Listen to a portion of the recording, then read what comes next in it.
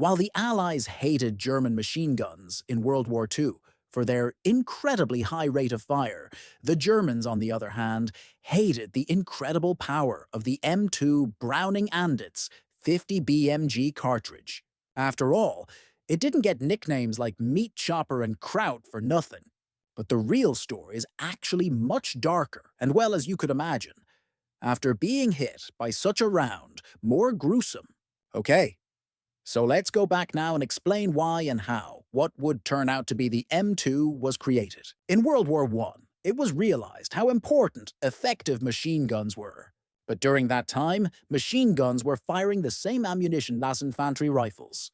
And as new wonders of the battlefield emerged, like the first armored planes and tanks, they showed the need for something with a heavier punch. So, General John Persings specifically demanded a new machine gun that could destroy these things much more effectively than the 30 caliber machine guns they had. That request was given to John Browning, America's most famous gun designer. He got their requirements to create a new machine gun that would fire a half-inch round at a velocity over 2,700 feet per second, which was a significant jump from anything he had designed before. He then took his already reliable M1991 on 7.30 caliber water-cooled machine gun and basically scaled it up to fire a new, much larger cartridge. That new cartridge was also a scaled-up version of the 3006 with a specific request Toby rimless for smoother feeding and with some inspiration from the captured German 13.2 2mm anti-tank rifle cartridge. It became the 50 BMG, or 12.7, from Browning's idea to M2 by 99mm. They didn't know it at the time, but they had created one of the most effective cartridges that was soon about to have plenty of use on the battlefield. After some back and forth, the first prototype was ready for testing and soon entered production as the M1921, a water-cooled, heavy machine gun intended mostly for anti-aircraft use. It was then tested to see where else it could be used. And at first, it wasn't looking very promising. Infantrymen couldn't handle it as it was too heavy to carry, weighing about 120 lalabas in the water, cooled version, or 84 for the lighter air cooled model with the tripod adding another $44 so. A complete ground setup ranging between 130 and 170 lebi plus all the ammo for it, which also wasn't light, was not giving a promising future. Not to mention it had substantial recoil, making it difficult to fire accurately. Smaller aircraft at the time also couldn't make much use of it. And for vehicle use mounted in early small turrets, it was also problematic, as it could be fed only from the left side. So at first the only real use was as an anti-aircraft coastal gun, but knew you could imagine just how everything would soon change. John Browning passed away in 1926, but development continued and his design was refined. Internal parts were changed so the feeding could be quickly switched between left or right side feed by changing the top cover. And a universal receiver was developed on which could be mounted either a water-cooled barrel with its jacket, a heavy air-cooled barrel, or a light air-cooled barrel for aircraft use. This concept now began looking promising, and with other smaller improvements, the gun got the designation M2 Browning machine gun.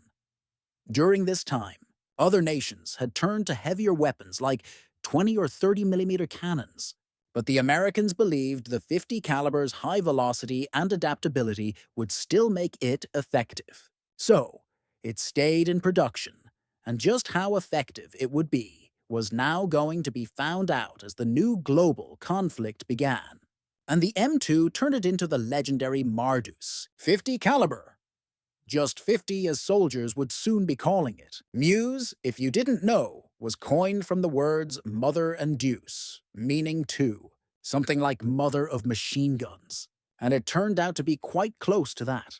Now, as W-Buck everywhere on everything World War II broke out, the United States already had M2s serving in multiple roles. Fixed aircraft guns, anti-aircraft guns mounted on ships, bombers, or vehicles. And of course, entrepod mounts for infantry use, effective against almost anything they might encounter on the battlefield.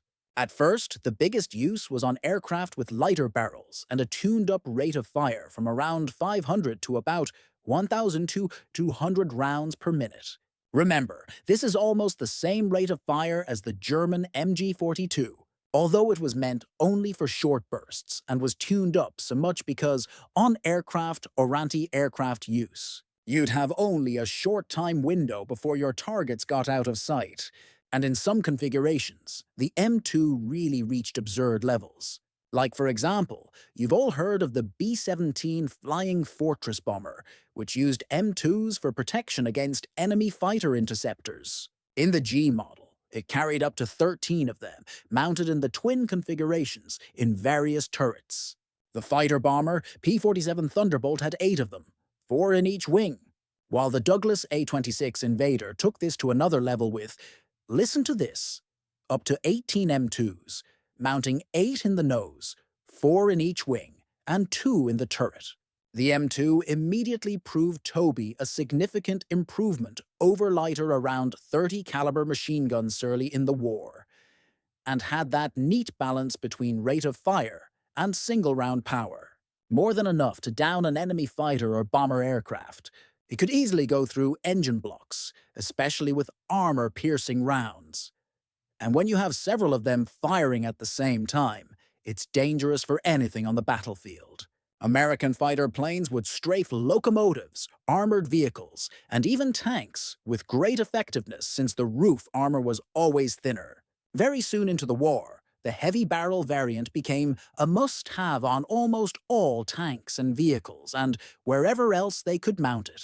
Already by 1945, millions of M2s had been produced, making it the most produced machine gun ever. And the Germans were frustrated that American heavy machine guns were simply everywhere on the battlefield. This also made every attack from low-flying fighter aircraft or dive. Bombers like the Stuka much riskier because almost every Jeep half-track and tank had a 50.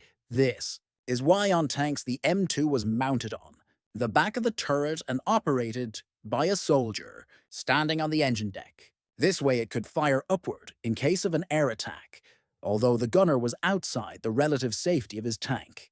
Before we get into battle, here is an explanation in case you ever wondered why Browning's barrel goes back after firing. The M2 operates on the short recoil principle, where the barrel and bolts start locked together and move rearward as one unit after firing.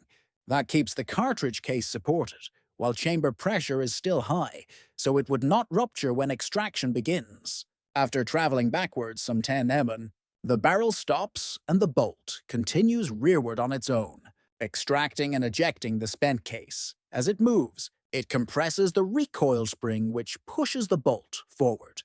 Again, extracting a new round from the disintegrating belt, chambers it and fires again, repeating the process for as long as the trigger is pressed. Now, how it works. Short recoilers talk about how the Germans looked upon them and why they hated the 50s. For several reasons. The first and most obvious one is that Americans began relying more and more on overwhelming firepower as their main tactic. And the Germans, of course, were terrified by it. The Americans never suffered from a lack of ammo like the Germans did. And it seemed that anything with wheels or wings on the battlefield had at least own heavy machine gun. Getting shot at by 50 cals is nowhere near the same as smaller caliber rounds, and they significantly outrange lighter machine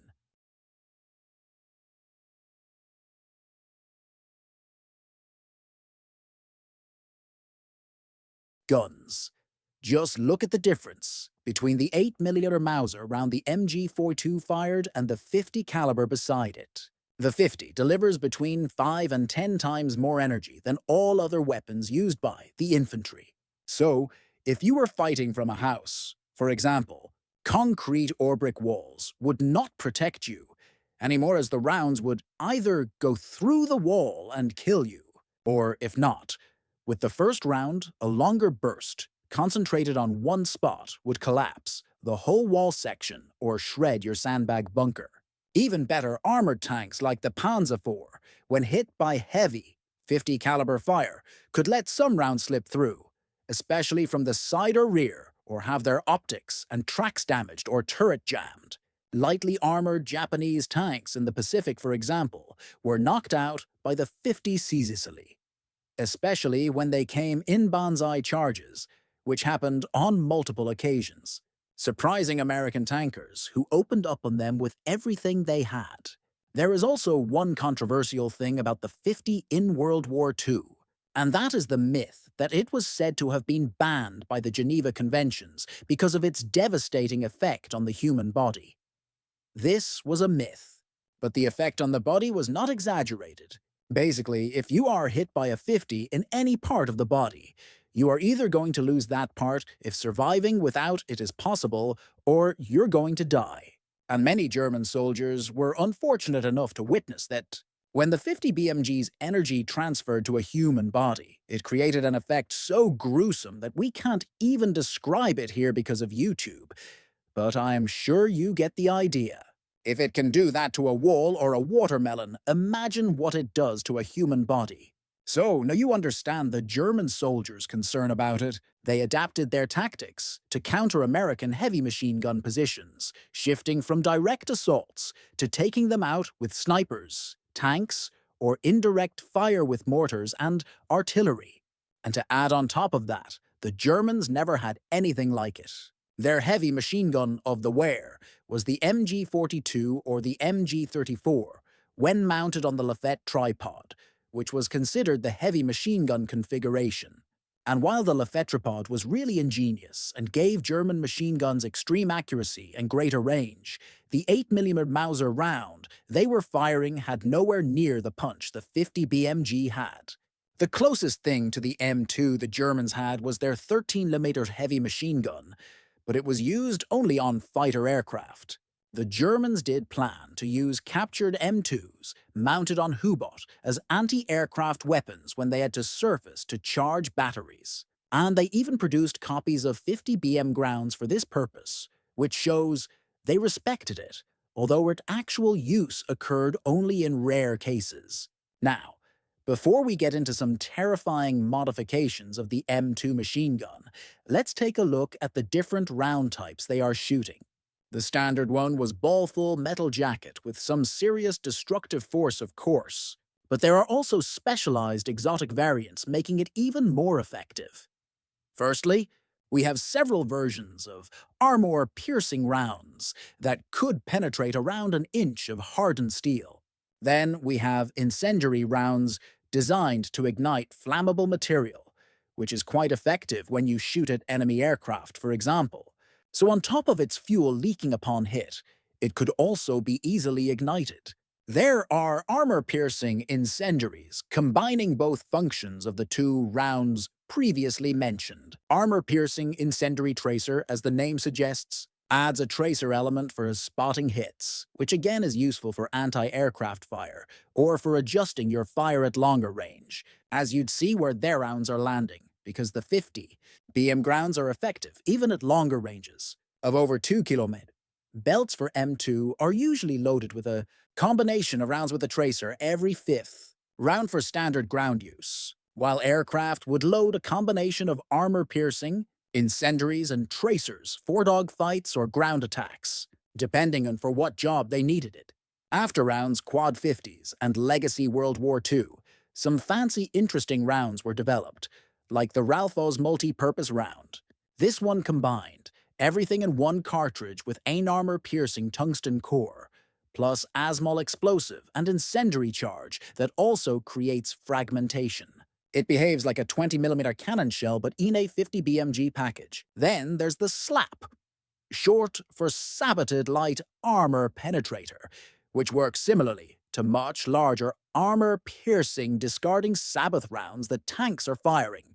Thus, a small subcaliber penetrator made from very dense material, usually tungsten, and has much better armor penetration, while being quite effective against light-armored vehicles or helicopters. However, these are usually used in sniper rifles, as it is not a cheap round to fire in full auto. Oh, and yeah, while we mentioned sniper rifles, the 50 BMG cartridge impressed the American military so much that they built a sniper rifle around it. The most famous example is Carlos Hathcock, the legendary sniper from the Vietnam War, who experimented with an M2 machine gun beam mounting a telescopic sight on it for engaging targets with single shots at long range where standard smaller caliber sniper rifles weren't so effective. He even scored confirmed kills this way with a scoped M2. This inspired and later led to creation of the M82 Barrett, the so-called anti-material sniper rifle chambered in 50 BMG that became famous in the American Army. This video about the 50 wouldn't be complete without something called the Quad 50. When one heavy machine gun is not enough, well, you just take 4 of them and mount them on a single platform and point at anything you'd wish to cease to exist. This is the M45 Max and Quad Mount. Originally created for mobile defense against low-flying aircraft, 50 BMG was good for shooting the aircraft down, but the problem was its low rate of fire and the short time window the gunner had to hit a fast-moving target. So it was multiplied by 4, and now every second about 40 rounds were fired. Germans had similar but even more powerful concept with their quad 20mm anti-aircraft cannons, but it was a much heavier system specifically for anti-aircraft role, while Quad 50 was much simpler and versatile. Electrically operated turret could quickly traverse it all around and up to 90° upward to quickly get a target in sight. It could be positioned on the ground on its own, or mounted on vehicles. And it wasn't long before someone turned the Quad 50 on ground targets, especially later in the war when the Allies gained the upper hand in air control. So they didn't have to worry much about the Luftwaffe. They were used for infantry support as well, and the effect of 450s firing at a single spot is just devastating. This Quad 50 lived even after the war and saw combat in the Korean and Vietnam Wars as well. It was even creatively mounted on trucks to protect convoys from ambushes. As for the 50 caliber gunners from the Second World War to this day, they have serious firepower in their hands. But that came with the cost that the enemy would do anything to get rid of them as soon as possible. So they'd pretty quickly attract the attention of their opponents with their distinctive firing sound, smoke, and muzzle flashes. I don't know why, but for too long, earlier 50 caliber gunners on vehicles and tanks didn't have shields to protect them from enemy small arms fire. They were standardized far later in the Vietnam War, and even Humvees in more modern wars didn't have shields until horrible losses from snipers or urban combat happened, when they began making turrets and later introduced remote weapon stations like CRWS that solved this problem. Now, instead of sticking your head and upper body out to fire the machine gun, the gun